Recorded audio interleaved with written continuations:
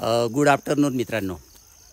आज आम्ही आलेलो आहे चहाचे मळे. दार्जिलिंग म्हटलं की चहाचे मळे. तर हे खरं म्हणजे ना, हा जो स्पॉट आहे तो आहे नेपाळ बॉर्डरचा स्पॉट आहे. नेपाळ बॉर्डरचं हे धारा टी कंपनी अशा नावाचा हा स्पॉट आहे आणि इथे आम्ही आलेलो आहे मित्रांनो. तुम्हाला दाखवतो बघा, म्हणजे चहाचे बागान, चहाचे बागान किंवा चहाची शेती कशा पद्धतीने केली जाते ते बघा. ही जे झाडं दिसत आहेत ना, ही सगळी झाडं आहेत, चहाची झाडं आहेत. या चहाच्या झाडाचे अशी पानं तोडली जातात. बोईर साहेब, जरा पानं कशी तोडली जातात जरा दाखवा जरा. तर अशी ही पानं बघा, हे अशी पानं तोडली जातात. ही पानं तोडल्यानंतर या पानांना सुकवलं जातं. त्यानंतर त्याच्यावर प्रोसेस करून त्याची चाय पावडर बनवली जाते आणि संपूर्ण देशामध्ये ती चाय पावडर विकली जाते. हां, तर अशा पद्धतीने ही झाडं जी आहेत ना, ही झाडं काही खूप मोठी झाडं नाही, ही अशी छोटी छोटी झाडं आहे बघा. इथे दिसत आहेत ना, ही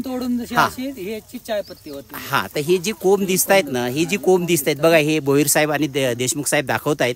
तर हे जी कोंब आहे किंवा ही जी पानं आहेत ना, ही पानं तोडली जातात, याच्यावर प्रोसेस केली जाते आणि मग याची चांगल्या क्वालिटीची टी चाय पावडर बनवली जाते.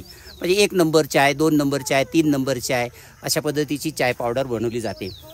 तर मित्रांनो, खरं म्हणजे हे जे दिसत आहेत ना, हे जे मोठे मोठे जे बगीचे दिसत आहेत, चाय के बागान आपल्याला पाहायला मिळतात ना, तर ह्या मोठमोठ्या कंपन्यांचे बागान असतात. हे मोठमोठ्या कंपन्यांचे म्हणजे या ठिकाणी काम करणारा कर्मचारी हा वेगळा आहे आणि हे अतिशय श्रीमंत लोक असतात इकडची. ही बघा, ही सगळी घरं आहेत इथली आणि हा अतिशय निसर्गरम्य वातावरणामध्ये हा चायचा बागान आपल्याला दिसेल. इथे येणारा जो टुरिस्ट आहे, इथे येणारा जो पर्यटक आहे, तो पर्यटक या ठिकाणी येतो आणि याला तो व्हिजिट देतो, पाहत असतो. खूपच सुंदर आहे इथलं जे वातावरण आहे. हे वातावरण कधी काय होईल, कधी याचा बदल होईल हे मात्र सांगता येत नाही. कधीच पाऊस असतो, कधीच धुकं असतं. तर हे असं चाय के बागान या ठिकाणी मी तुम्हाला दाखवतोय की हा संपूर्ण परिसर बघा किती सुंदर आहे. असं मस्त असे हे चाय के बागान. तुमच्या लक्षात आलं असेल मित्रांनो की मी कोणता ड्रेस घातलेला आहे. तर इथला नेपाळी जो ड्रेस आहे, इथला पारंपरिक जो ड्रेस आहे किंवा नेपाळचा जो शेतकरी आहे, तो शेतकरी जो ड्रेस घालतो तो ड्रेस मी घातलेला आहे. याच्यावरून तुमच्या लक्षात आलं असेल की इथे कशा पद्धतीचे ड्रेस घातले जातात. हे जे समोर तुम्हाला देशमुख साहेब दिसतात, तर यांनी महाराजाचा ड्रेस घातलेला आहे आणि यांना आम्ही नेपाळ नरेश असं म्हणतोय.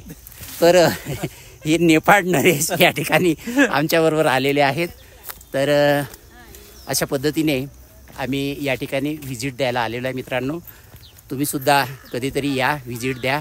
हा सगळा आमचा ग्रुप आहे, आम्ही मुंबईवरून आलेलो आहे. तर हे आपल्या माहितीसाठी. So thank you.